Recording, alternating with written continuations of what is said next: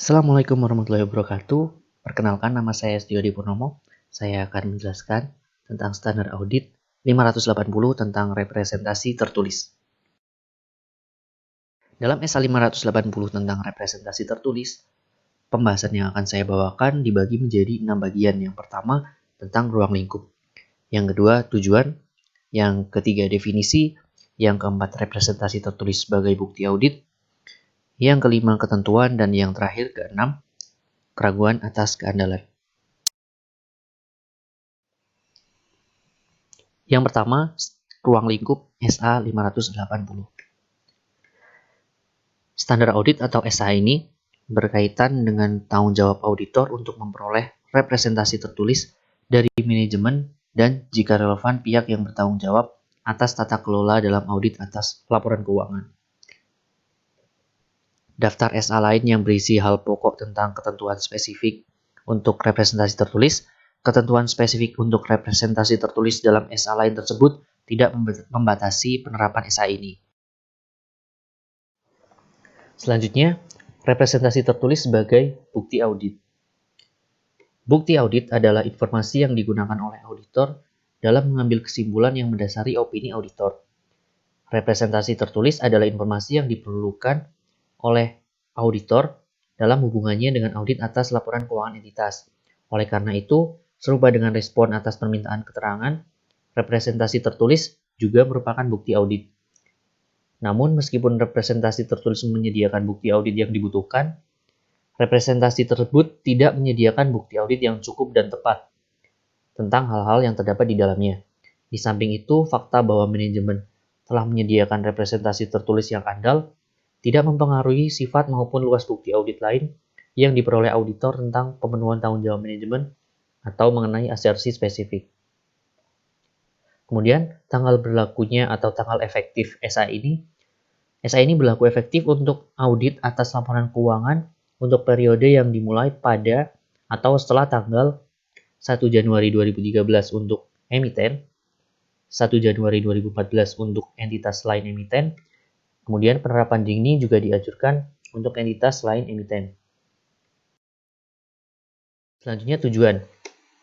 Dalam SA ini tujuan auditor adalah 1.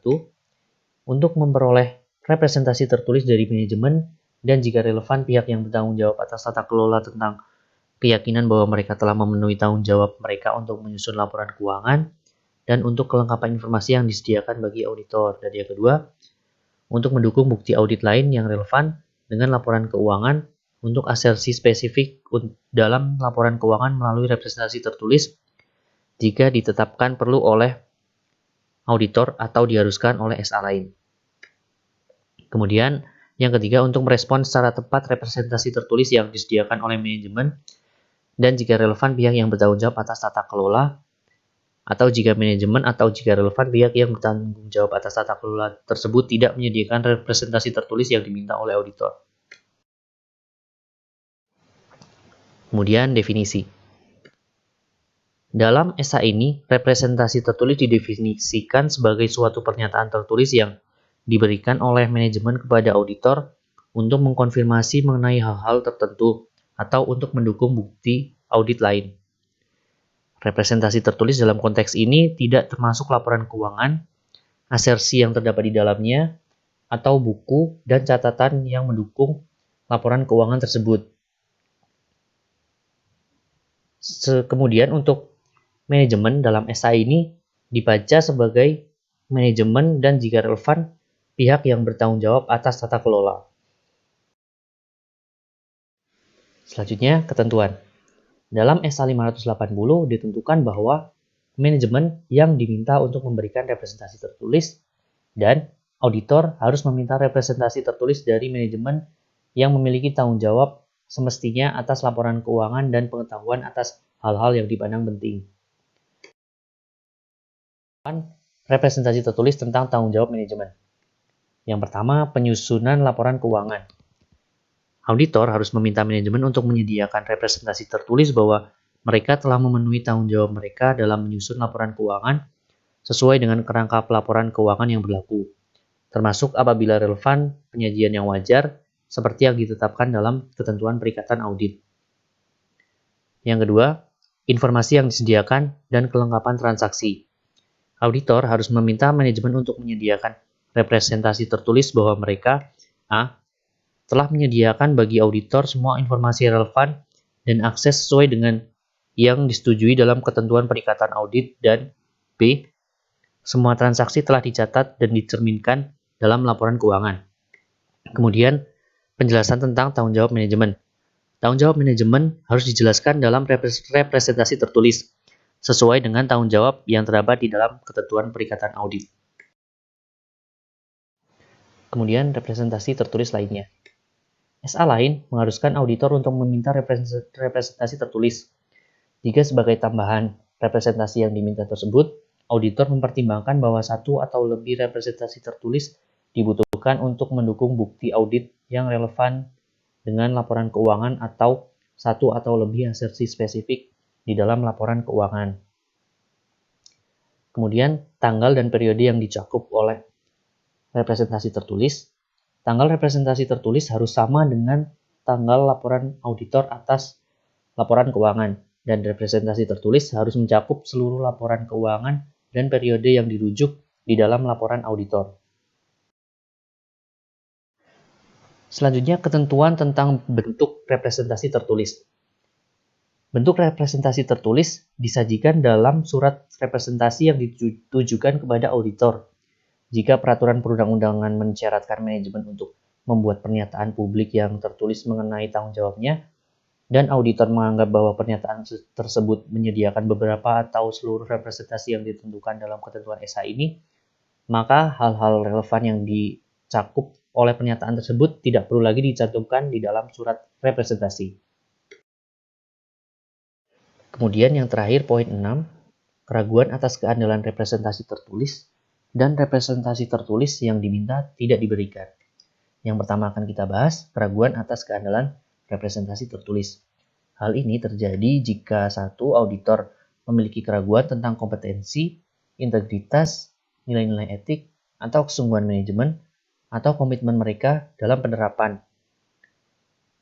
Maka dalam hal ini auditor harus menentukan dampak keraguan tersebut terhadap keandalan representasi tertulis ataupun lisan dan bukti audit secara umum.